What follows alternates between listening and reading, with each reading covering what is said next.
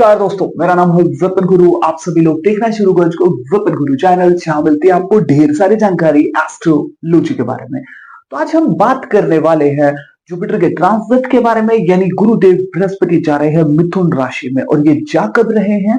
ये जा रहे हैं 15 मई 2025 को, ये मिथुन राशि में जा रहे हैं। तो इसका क्या प्रभाव रहने वाला है जिन लोगों का भी वृश्चिक लगन है? अगर आपका वृश्चिक लगन है तो ये वीडियो आपके लिए बहुत खास होने वाली है। जैसे कि आप चार्ट में भी देख पा रहे हो, जिन लोगों का भी वृश्चिक लगन है उनके 8वें भाव में मिथुन राशि आएगी और वहीं पर गुरुदेव बृहस्पति गोचर करेंगे। जिस भाव में गुरुदेव बृहस्पति रहते हैं उस भाव को की हानि करते हैं और जहां दृष्टि डालते हैं उन भावों को बढ़ाते हैं। अब 8वें भाव में जो ये गोचर कर रहे हैं तो इसका क्या प्रभाव रहेगा? प्रभाव ये रहेगा कि आप गुरु बनकर के उभरेंगे। आप चाहे टीचिंग फील्ड में हो या फिर आप किसी भी फील्ड में हो, उस फील्ड में आप गुरु बनकर के उभरने वाले हैं। आप ये जो समय होगा आध्यात्मिक और धार्मिक दृष्टि से बहुत बेहतर और बेहतरीन रहने वाला है। क्योंकि यहाँ 8वें, जैसे कि आप चार्ट में भी देख पा रहे हो, 8वें भाव में तो गुरु गोचर कर रहे हैं और यहाँ से जो दृष्टि डाल रहे हैं वो 12वें भाव के ऊपर भी डाल रहे हैं। तो 12वां भाव वैसे हिडन है, अजाप है, वहां मोक्ष है ना, स्पिरिचुअल चीजें हैं वहां पर। और 8वां तंत्र मंत्र गुप्त चीजें हैं। तो इसलिए मैंने आपको कहा ये आध्यात्मिक और धार्मिक दृष्टि से बहुत बेहतर होगा। और 8वें भाव में गुरु आ गए। 8वां भाव वैसे तो अच्छा भाव नहीं माना गया और गुरु दर्शाते हैं आपके बड़े बुजुर्गों को, आपके गोल्ड को। तो ऐसा देखा जा सकता है कि आपका गोल्ड से संबंधित कोई लॉस हो जाए, आपने गोल्ड गिरवी रख रखा था, वो आप छुटा ना पाए और वो आपसे, आपके हाथ से निकल जाए, या फिर आपके पास गोल्ड हो, ऐसी कोई मुसीबत आ खड़ी हो और आपको गोल्ड गिरवी रखना पड़े। सोने को लेकर के कोई ना कोई दिक्कत पेश आ सकती है। जो गुरु का जो प्रभाव रहेगा, आपको गोल्ड का, सोने का लॉस हो सकता है। बड़े बुजुर्गों के साथ आपके मतभेद हो सकते हैं, क्योंकि जो बड़े बुजुर्ग हैं वो जो मतलब गुरु जो है वो आपके बड़े बुजुर्गों को दर्शाते हैं। तो ऐसा देखने को मिलेगा, बड़े बुजुर्गों के या तो आपके मतभेद हो जाएंगे या फिर बड़े बुजुर्गों को कोई ना कोई प्रॉब्लम आ जाएगी, हेल्थ संबंधित आ जाएगी, या फिर उनके ऊपर कर्जा हो जाए। किसी न किसी प्रकार की प्रॉब्लम आपके बड़े बुजुर्गों के ऊपर आ सकती है, अदरवाइज आपके साथ मतभेद हो जाएंगे। और 8वां जो भाव में जो गुरुदेव बृहस्पति के गोचर कर रहे हैं, तो ऐसा होगा कि आपको जिस चीज की जरूरत है, चाहे आपके पास पैसे हो चाहे ना हो, आपको जिस चीज की आवश्यकता है वो आपके पास आ ही जाएगी।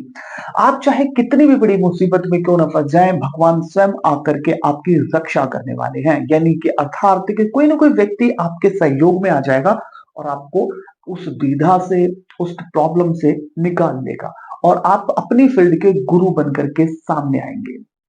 गोल्ड को और बड़े बुजुर्गों से संबंधित कोई ना कोई दिक्कत हो सकती है, इसके लिए आपको सावधान रहना होगा।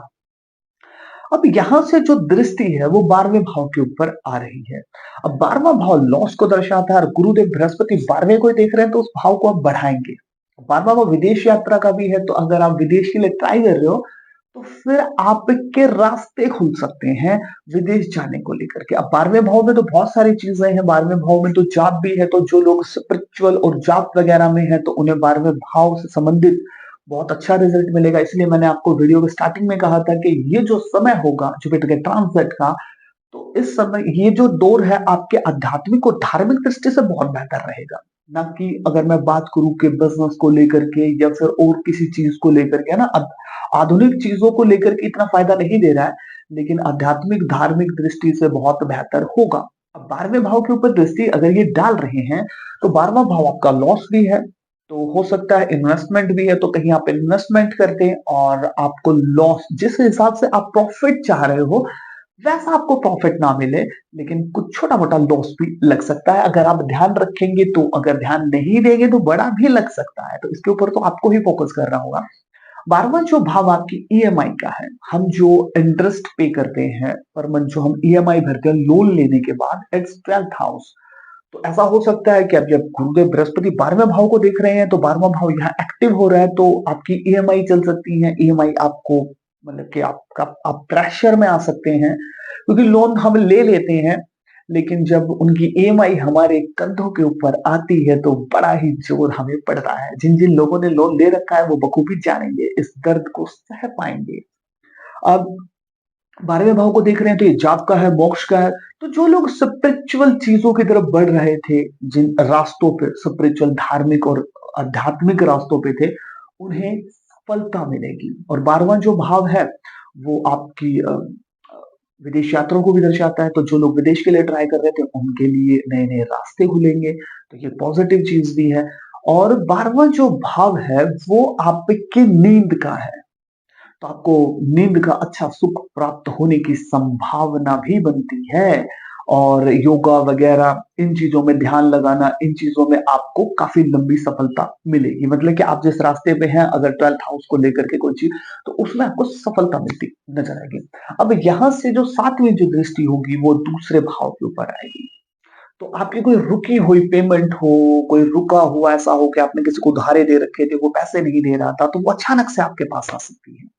इसलिए मैंने आपको कहा था कि पैसे हो चाहे ना हो, आपको एकदम से जो चीज़ चाहिए मिलने की संभावना बनेगी। तो एकदम से अचानक कोई रुकी पेमेंट एकदम से आ सकती है। खाने-पीने का जो आपका जो मतलब कि रुझान है, वो बाहरी खाने-पीने की तरफ बढ़ सकता है। और आपके दिमाग में बिज़नेस के नए-नए आइडियाज़ आ सकते हैं।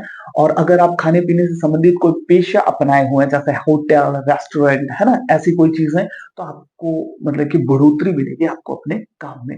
आपके शब्दों को मतलब अगर मैं बात करूँ कि अब दूसरा जो भाव है वाणी का है, और 8वां जो भाव है वो उसमें गुरुदेव बृहस्पति बैठे हैं और दूसरे भाव को देख रहे हैं। अगर आप जाप वगैरह करने वाले, पूजा-पाठ करने वाले हैं, तो आपको वाक सिद्धि, यानी कि जो लोग होता है ना कि बोल दिया तो वो सच हो जाता है, तो ऐसी चीज़ें भी आप अनुभव करेंगे। दूसरा भाव आपकी फैमिली का है, फैमिली का कुछ-कुछ सहयोग मिलेगा, लेकिन बड़े-बुजुर्गों से मतभेद रहेंगे। तो फैमिली में तो आपके छोटे भाई-बहन भी हो सकते हैं, बड़े बहन-भाई भी हो सकते हैं ना, और भी बहुत सारे लोग हो सकते हैं।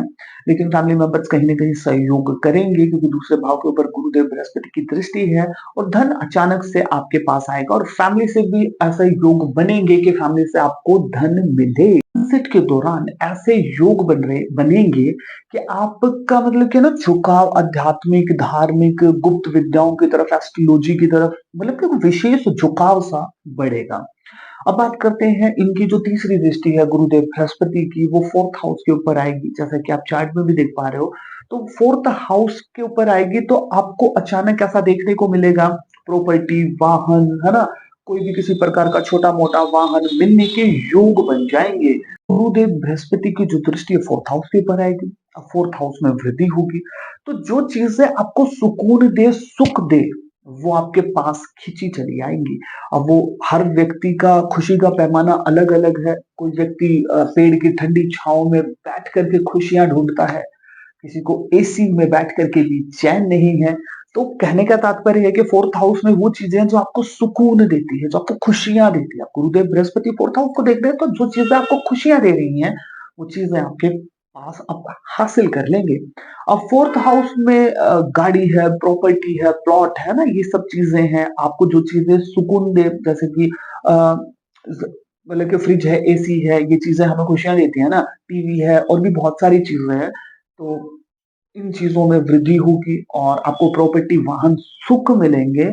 और दूसरी चीज़ क्या होगी कि आप यार सोशल वर्क की तरफ बढ़ सकते हैं, यानी कि समाज सेवा या फिर कोई एनजीओ वगैरह मैं मतलब खोल लूँ या फिर जॉइन करूँ, जहाँ मैं लोगों की मदद कर पाऊँ, जानवरों की मदद कर पाऊँ।